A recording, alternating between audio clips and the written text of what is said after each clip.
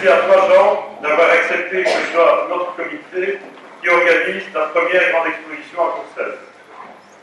Merci à toi d'en avoir couru le risque avec nous, et merci d'avoir embarqué dans la galère ce grand timide de Jean-Pierre Spett qu'il faut toujours secouer un peu pour faire sortir de sa coquille.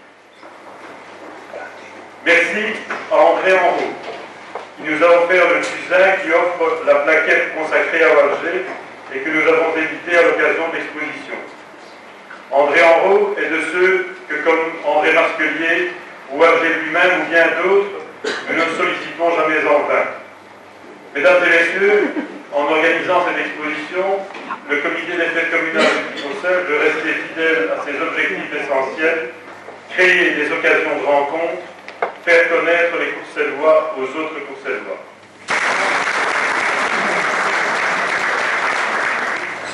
Quand le président du comité des fêtes du Petit Courcelles, et par ailleurs ami, Michel Meuret, m'a demandé de présenter ce soir Jean Walravens, j'ai spontanément accepté, mais j'ai aussi spontanément été conscient de la difficulté de la tâche dans laquelle je m'engageais. Car révéler est très marquant de la personnalité de quelqu'un, même si on le connaît bien, même si c'est un ami, est une épreuve difficile, voire téméraire, une épreuve, comme dit Michel Meuret dans la préface de la magnifique plaquette que le comité des fêtes du Petit Courcelles a éditée en l'honneur de Walger, c'est une épreuve à haut risque.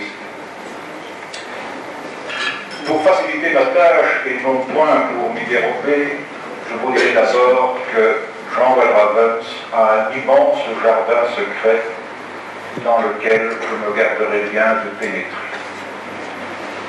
Mais hors de ce jardin, qui est Jean Walravens? La date du 12 mars,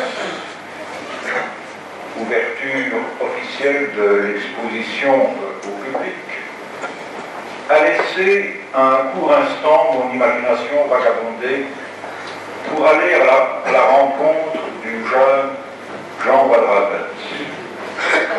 Alors, avec moi, un court instant aussi, rêvé d'un 12 mars d'il y a quelques décennies, et voyez un gamin en culotte courte, l'air déjà quelque peu frondeur, petit poil de carotte amélioré, bien intégré dans une bande organisée, allant par monts et par vaux, de ferme en ferme, de maison en maison, entonnant la chanson de Saint-Grégoire, car le 12 mars, c'est la Saint-Grégoire, et promettant à tous les généreux donateurs une abondante récolte d'oignons, et n'hésitant pas à promettre à ceux qui rechignaient à ouvrir leur bourse des oignons tout verts. Ce cliché reflète l'enfance et l'adolescence très riche et très animée que Jean Walravens a vécu pleinement et intensément dans ce village champêtre qui était et toujours où il était. C'est dans ce village, auquel il est d'ailleurs resté extraordinairement fidèle, notre regrettée Madame Alice, tenancière autoritaire, très autoritaire, mais aussi très généreuse du café 1900, pourrait témoigner de cette fidélité sans faille. C'est dans ce village, disais-je, que Jean Walravens, au contact souvent des plus humbles et des gens de la terre, a forgé les qualités humaines que nous les reconnaissons aujourd'hui. J'ai souvent eu le privilège de rencontrer Jean Walravens dans des endroits où l'on peut. Mais comme j'ai aperçu Marie-Rose, je ne préciserai pas davantage ce que sont ces endroits où l'on peut. Toujours j'ai été sensible à son indépendance d'esprit, à sa liberté de pensée et d'expression sans retenue et sans détour. sensible à sa chaleureuse simplicité dans le contact avec chacun, à son don d'observation aiguë du monde qui l'entoure, sensible aussi à la volonté de participer à toutes les activités culturelles et folkloriques, susceptibles de procurer quelques moments de bonheur à ses semblables, mais aussi à lui-même. Mais j'ai surtout été sensible à cette générosité naturelle qui se dégage de sa personne et qui révèle à la fois une grandeur d'âme et une noblesse de caractère qui lui font réagir contre les injustices et les souffrances.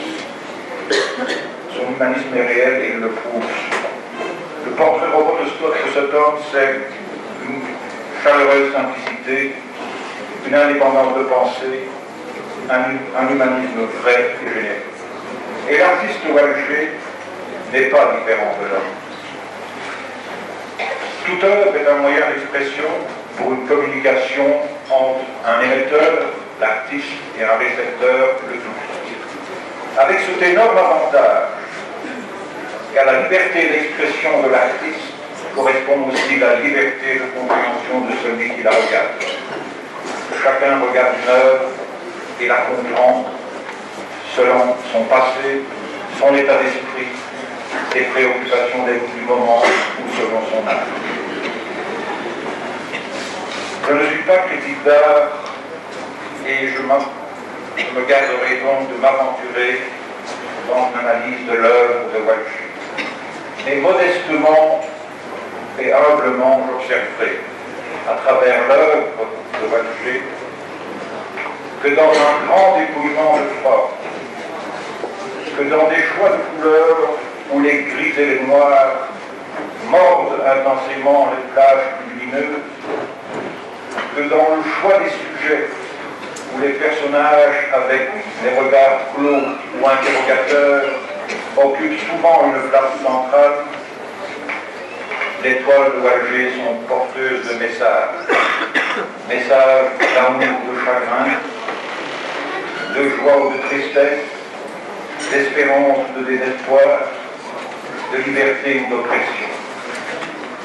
Elles traduisent pour la plupart une recherche de valeurs profondes, telles la liberté, la justice, la paix. Et c'est là que l'homme, Jean Walravens, rejoint l'artiste Walger et où il se propose. C'est aussi pourquoi, personnellement et profondément, j'aime à la fois et l'artiste et l'homme, et je souhaite que vous puissiez partager mes sentiments. Je vous remercie.